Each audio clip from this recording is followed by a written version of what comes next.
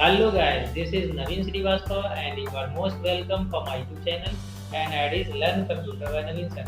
तो दोस्तों आज के ब्लॉग में मैं बताने वाला हूँ कि जो ट्रेडिंग टैली होती है, ट्रेडिंग अकाउंटिंग टैली, वो किस प्रकार से एक्सरसाइज के अकॉर्डिंग जो है आपको सॉल्व करनी है।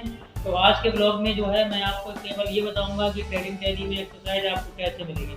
तो दोस्तों ट्रेडिंग टैली में क्या होता है कि ट्रेड से रिलेटेड जो भी आपके वर्क होते हैं 1 ईयरली, वो उसमें लिखे होते हैं कि आपने कब कितना पैसा लगाया, कितना आपने परचेजिंग की, कितनी सेलिंग की, कितना एक्सपेंसेस है। ये सारे काम उसमें लिखे होते हैं, बस उनको आपको सॉल्व करना है और सॉल्व करके आपको निकालना है कि कितना हमारा प्रॉफिट आया या कितना लॉस हुआ। जैसे दोस्तों मान लीजिए आप कोई बिजनेस शुरू कर रहे हैं ट्रेडिंग अकॉर्डिंग, तो ट्रेड में आपने कितना पैसा लगाया है वो आपका ओपनिंग स्टॉक बन जाता है। जैसे मान लीजिए ओपनिंग स्टॉक आपने ट्रेड में 2 लाख का लगाया है, तो 2 लाख आपको हो गया ओपनिंग स्टॉक। इसके बाद आपने कुछ कुछ प्रोडक्ट्स आपने परचेज भी किए हैं दोस्तों, तो परचेज का मतलब हो गया, मान लीजिए आपने 5-6 लाख रुपए का कोई प्रोडक्ट आपके शॉप में या एजेंसी में लगाया है, तो वो परचेज में आ जाता है। काफ़ी चीज़ें ऐसी होती है जो रिटर्न भी करनी होती हैं, वो परचेज रिटर्न के अकॉर्डिंग हो जाता है।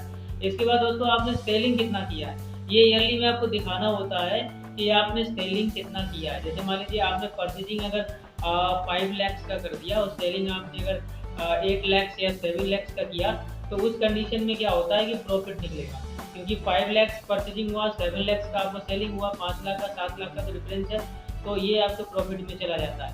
यदि आपने अपने प्रोडक्ट को काफ़ी भर लिया है दुकान में या शॉप में और आप उसको सेल ही नहीं कर पाए, तो वो लॉस में चला जाता है और उसमें आपका लॉस आएगा। इसके हिसाब से दोस्तों क्लोजिंग स्टॉक भी दिखाना होता है कि यदि आपने पूरे ईयरली में ईयरली जो फाइनेंशियल ईयर होता है उसके अकॉर्डिंग जो है, यदि आपने परचेजिंग और सेलिंग कर लिया है, तो आपने आपके जो क्लोजिंग स्टॉक है, जो आपके शॉप पे एजेंसी पे कितना प्रोडक्ट जो है बिना बिके रह गया, वो क्लोजिंग होता है। तो अगर आप 5,000, 10,000, 1 लाख जितना भी रह गया वो आपको शो कराना होता है। इसके बाद इसके दौरान कुछ खर्चे भी होते हैं, जैसे कि मान लो आपने अगर प्रोडक्ट परचेज किया है तो उसको धोने के लिए आपने मजदूर लगाया, उसको दिया, तो वेजेस हो गया, वैक्स हो गया।